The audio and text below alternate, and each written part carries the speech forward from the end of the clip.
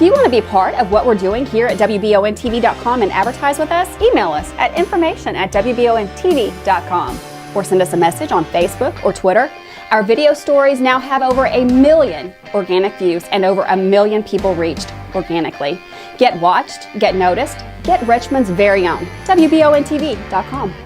From the studios of WBONTV.com, I'm Marissa Hempel, and this is your Friday afternoon news brief. The Winchester Police Department is asking for the public's help in locating 2 individuals. The first is Megan Deshay Griffin, a 22-year-old female with red hair and a throat tattoo that says "Blessed." Griffin is considered endangered as she allegedly suffered a gunshot wound and needs immediate medical attention.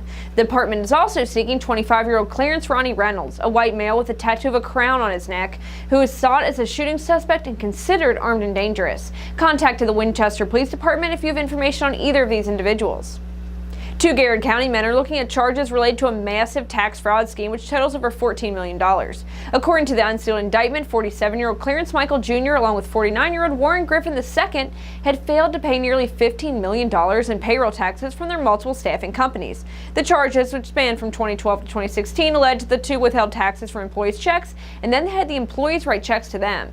Each defendant faced up to 5 years in prison and fines of $250,000. In addition, they're facing charges of falsifying personal tax returns, and they could receive 3 years on these charges as well as more fines.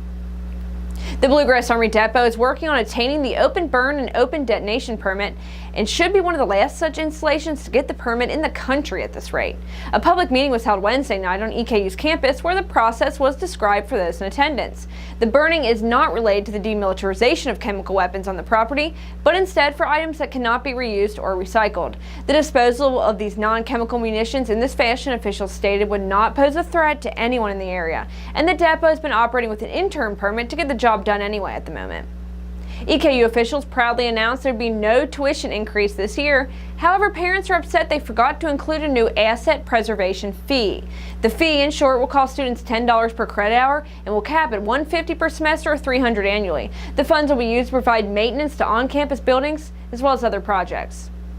And finally, a woman that arrived at the police department to pick up her son ended up getting arrested herself after she was found of an active warrant and some suspected methamphetamine. Brittany Garcia of Somerset arrived at Richmond Police Department and officials found she had an active warrant out of Pulaski County. Upon searching the vehicle, the suspected methamphetamine was found. Garcia is charged with first-degree possession of methamphetamine and was taken to the detention center. For more stories such as these, be sure to visit Richmond's very own WBONTV.com. I'm Marissa Hempel.